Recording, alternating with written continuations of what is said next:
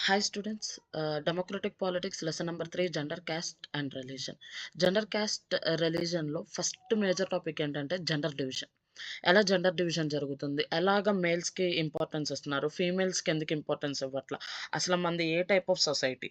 Okay. Stereotype of society and patriarchal society. అంటే ఏంటనంటే only giving importance to the males అని చెప్పి. And దీనివల్ల వచ్చిన మూవ్‌మెంట్స్ ఏంటంటే ఫెమినిస్ట్ మూవ్‌మెంట్స్.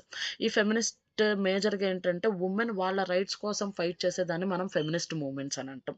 ఓకే. అండ్ ఈటిల్లో కూడా మనకి ఈక్వల్ రెమ్యునరేషన్ యాక్ట్ అనేది ఎప్పుడు పాస్ అయింది. అండ్ వుమెన్ ఈక్వల్ రైట్స్ కోసం ఫైట్ చేస్తే ఆ మూవ్‌మెంట్స్‌ని మనం ఫెమినిస్ట్ మూవ్‌మెంట్స్ అని అంటాం. నెక్స్ట్ వచ్చేసేటప్పటికి కాస్ట్. కాస్ట్ అనేది ఎలా పాలిటిక్స్‌లో ఇన్వాల్వ్ అయింది అండ్ పాలిటిక్స్‌ని ఎలా రూల్ చేస్తుంది అనేది కాస్ట్. ఓకే. నెక్స్ట్ వచ్చేసేటప్పటికి రిలీజియన్. ఈ రిలీజియన్‌లో మనం మేజర్‌గా చూసేదేంటంటే కమ్యూనల్ వైలెన్స్.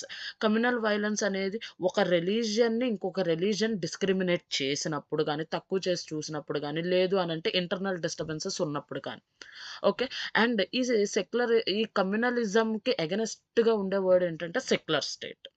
ఓకే. ఈ ఏవైతే హైలైట్ చేశానో అవి డెఫినిషన్స్ అనేవి పర్ఫెక్ట్‌గా నేర్చుకోండి. ఎందుకంటే కన్ఫర్మ్‌గా మీకు ఫైనల్ ఎగ్జామ్‌లో 1 ఆర్ 2 క్వెషన్స్ అనేవి ఈ ఇంపార్టెంట్ క్వెషన్స్‌లో నుంచే వస్తాయి.